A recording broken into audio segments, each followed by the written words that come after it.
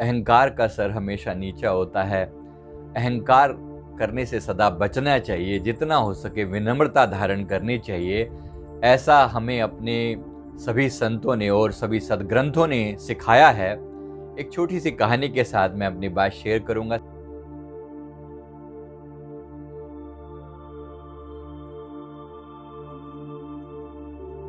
Self awakening mission से संजीव मलिक। दोस्तों, एक बार एक गांव में एक जुलाहा था। वो बड़ा ही विनम्र स्वभाव का था, बड़ा ही शांत रहता था, सदा परमात्मा के भजन में नाम जाप में लीन रहता था।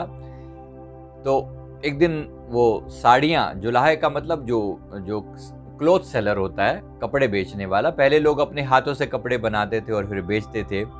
तो वो हमेशा अपने घर के बनाए हुए कपड़े वहाँ पर बेचने के लिए उसने रखे हुए थे। तो किसी धनवान व्यक्ति का लड़का वहाँ से आया और उसके साथ कुछ और लोग भी थे। उनको बड़ा मजाक सूझा। उन्होंने कहा कि आज देखते हैं, इनके मजे लेते हैं, इस बूढ़े के मजे लेते हैं। ऐसा करके उन्होंने अपने मन में भाव रखा। तो उन्होंने जब उनके पास आकर उन्होंने कहा कि ये साड़ी कितने की है? साड़ी बना के रखी हुई थी, साड़ी कितने की है? तो उन्होंने कहा कि 10 रुपए की। कोई भी उदाहरण मैं दे रहा हूँ, 10 रुपए मतलब ऐसे उस समय की बात है ये पुरानी। तो 10 रुपए की साड़ी है। तो उसने, लड़के ने क्या किया, वो साड़ी ले ली और उसके 2 टुकड़े कर दिए।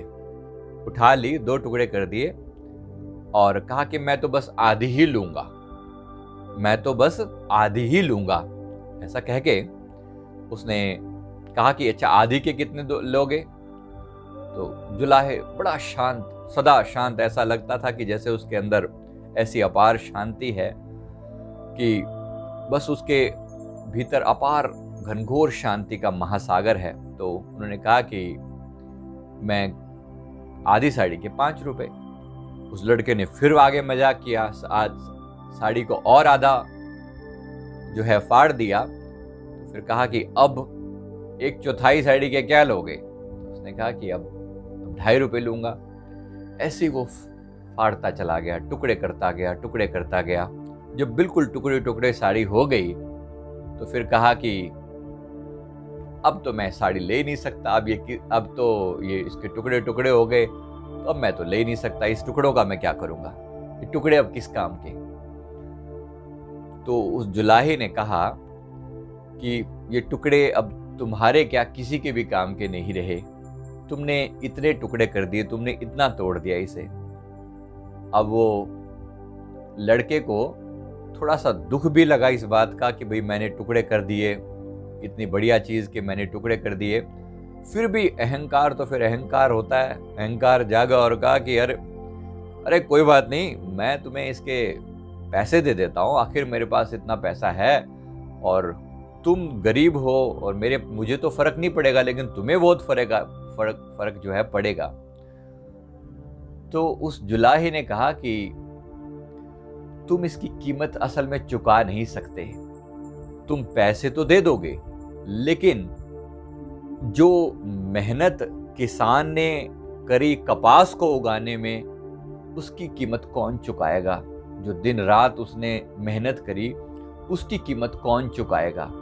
फिर कहा कि इसके बाद वो किसान से हमने खरीदी, रास्ते में अब मेरी पत्नी ने इसके बाद इस पर मेहनत करी और सुबह से वो इसको बुन रही है। वो उसमें से धागा निकाला, उसने बुना, फिर मैंने उस धागे को रंगा और फिर बुना और फिर कपड़ा सिला और फिर उसके ऊपर गोटा लगाया और किनारे लगाई। तो इतनी मेहनत मेरी इस पे लगी, क्या वो मेहनत तुम लौटा सकते हो?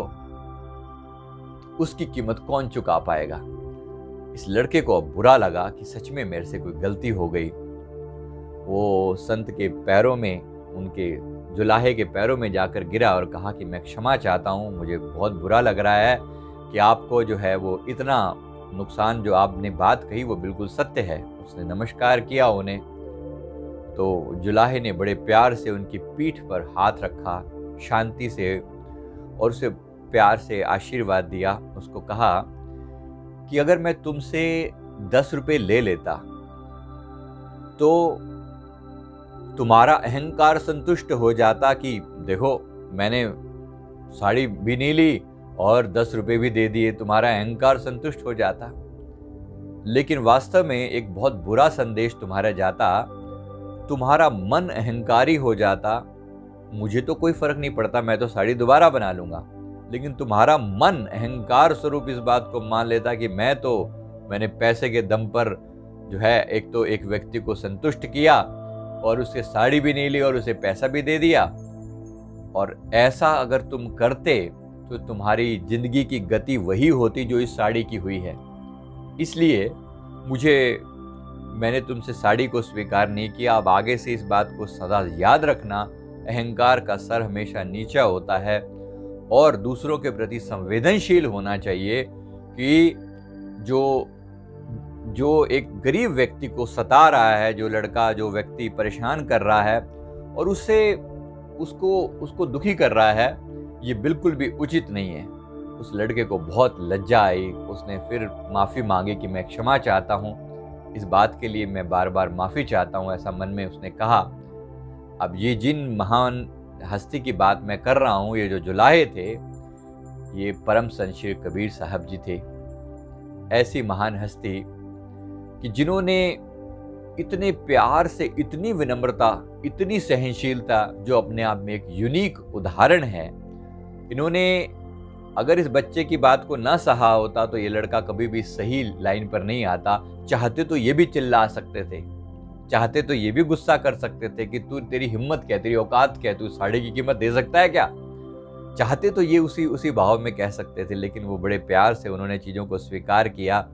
बस इसीलिए कबीर जी जैसी हस्ती जो हैं, उन्हें परम संत कहा जाता है। इसीलिए कहा जाता है क्योंकि वो इतनी ऊंचाई पर हैं आध्यात्मिकता की।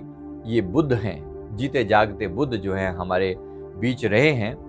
इतनी महान हस्तियों के से हमारा इतिहास भरा पड़ा है। तो मैं उम्मीद करता हूँ कि आपको ये कहानी ने जरूर शिक्षा दी होगी कि इंसान को कितनी भी कठिन परिस्थिति क्यों ना आ जाए, उसको अपना पेशेंस, अपना संयम सदा बरकरार रखना चाहिए। ऐसा करके वो अपने अंदर तो शांति बरकरार रखेगा, दूसरों के दिल में भी वो प्रेम और शांति को बना पाएगा। तो कबीर साहब जी को मैं नमस्कार करते हुए कहानी को समापन करता हूँ। मैं उम्मीद करता हूँ कि आपने इस वीडियो को जरूर लाइक करेंगे, कमेंट करेंगे, हमारे चैनल को जरूर सब्सक्राइब कर लें। Thank you very much. Thank you.